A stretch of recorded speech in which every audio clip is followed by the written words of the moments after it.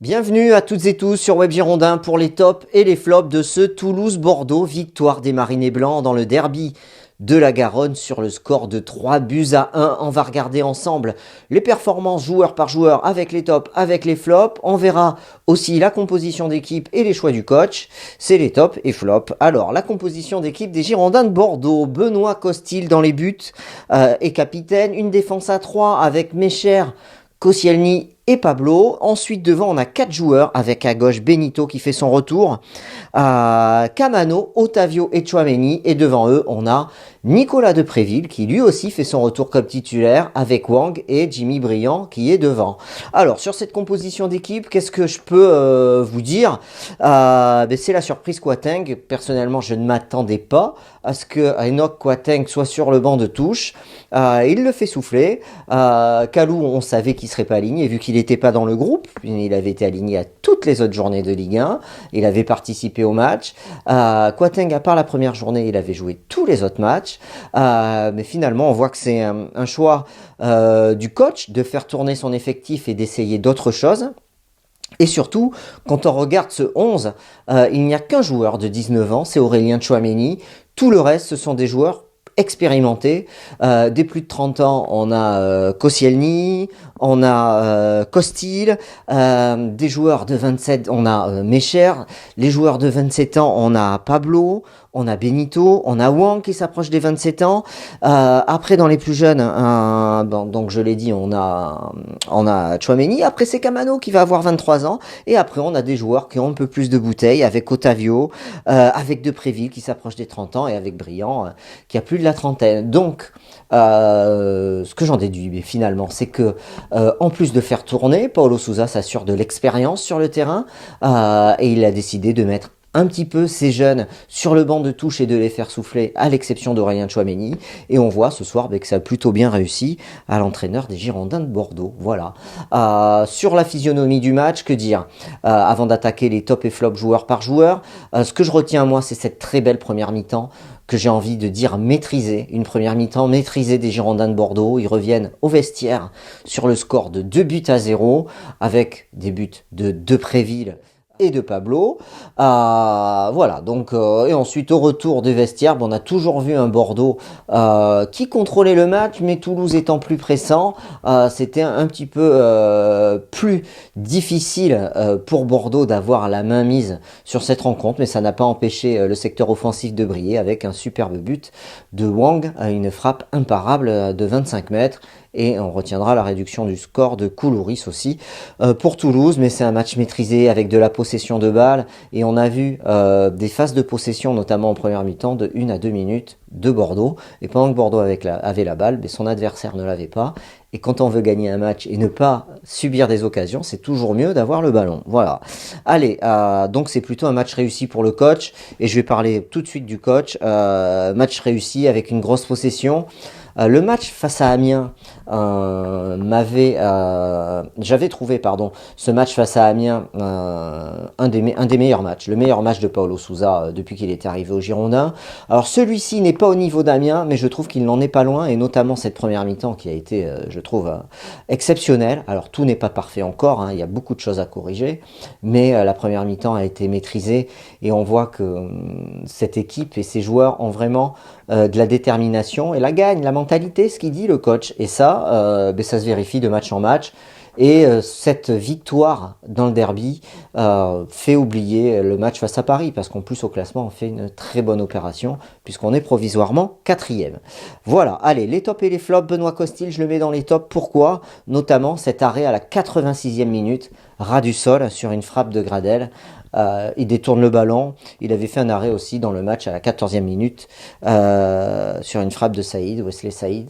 Voilà, donc un bon match du capitaine. Il a relancé court, il a calmé le jeu quand c'était nécessaire, il a relancé vite quand ça l'était aussi, et surtout il fait l'arrêt qu'il faut.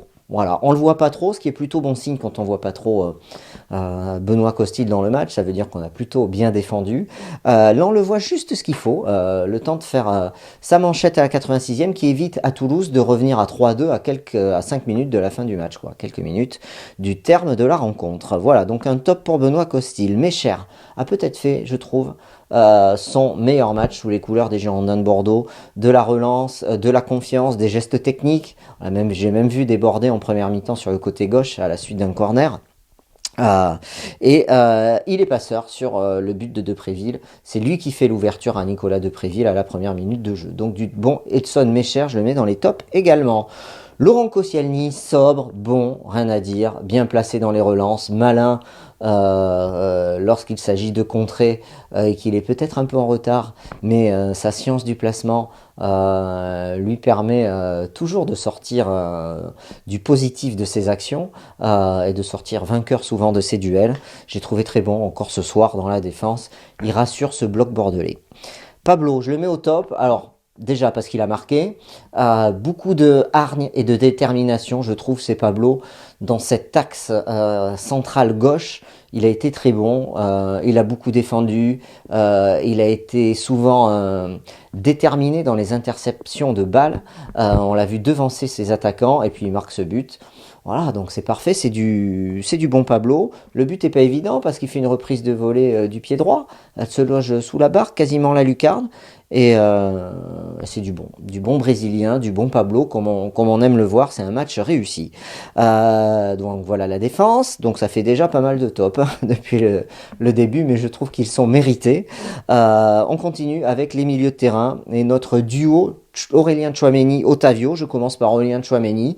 Je trouve qu'Aurélien Tchouaméni livre des prestations de plus en plus, homogènes dans ce qu'il réalise. Je l'ai trouvé bon. Je trouve qu'il accompagne bien ses actions. Il y a encore quelques pertes de balles, mais je trouve qu'il arrive à stabiliser son jeu à un niveau, à un bon niveau, et ce qui lui permet déjà d'avoir une assise dans son jeu et de continuer à augmenter et à progresser, à augmenter ses performances et à progresser de match en match. Et je trouve qu'il le fait encore ce soir. Il est sorti à la 76e minute, remplacé par Aïd Benasser. Voilà, une prestation consistante pour Aurélien Tchouaméni, de l'interception de balles, souvent dans la surface. Il prend un peu de volume de jeu et surtout il se blesse pas, et ça c'est important. Et je trouve qu'il commence à franchir ce premier palier qui permet d'avoir une assise dans ses performances. Je parlerai d'Aïd Benasser après. Otavio très bon, gros travail de récupération chez Otavio encore. Alors c'est vrai, quelquefois ce milieu de terrain il a été pris notamment en deuxième période, mais il s'est bien battu. Voilà, donc je trouve que c'est un bon match pour Otavio également. Aucun des deux est en top, mais ils ont réalisé tous les deux une belle prestation avec un petit plus pour le Brésilien Otavio, grâce notamment à ses interceptions et ses nombreuses récupérations de balles. Benito, Loris Benito, j'ai envie de dire c'est du bonheur Loris Benito, parce que il apporte énormément sur son côté gauche, que ce soit la qualité de ses centres, sa fluidité dans le jeu, sa précision technique, ce qui amène une qualité de passe importante. Il apporte énormément au jeu des Girondins. Il arrive à centrer sans pouvoir déborder, ce que faisait Jérôme Roten. Pour ceux qui voyaient, qui sont pas trop jeunes et qui voyaient Roten jouer, donc le consultant de RMC, c'était un des rares joueurs qui arrivait à faire des centres de qualité sans pour autant déborder son défenseur. Et lui, il le fait, et ça apporte énormément au jeu des Girondins. Je trouve qu'il a été très bon également sur le plan défensif. Voilà, avec un placement souvent parfait. François Camano. Alors François Camano, il doit rattraper tout le retard qu'il a accumulé au mois d'août et au début du mois de septembre avec Bordeaux, et son vrai faux départ au mercato, et il commence à le rattraper. Alors c'est pas encore au top, Camano. Il défend beaucoup, il fait du travail pour le collectif, il essaye de se mettre au diapason du collectif. Il obtient un bon coup franc en première mi-temps, après avoir décalé Depréville. Il y a un bon coup franc qui est obtenu devant la surface de réparation. Voilà, bon, ça manque d'automatisme encore pour François Camano. Il fait un match correct, un bon match. Voilà, c'est pas un top, mais il demande encore, ça demande du travail pour Camano, pour arriver à rattraper ce retard et à se fendre dans le collectif. Et il y en a un qui l'a bien compris, c'est le Sud-Coréen Wang Wijio, qui a fait une très belle performance ce soir, certainement un de ses meilleurs matchs.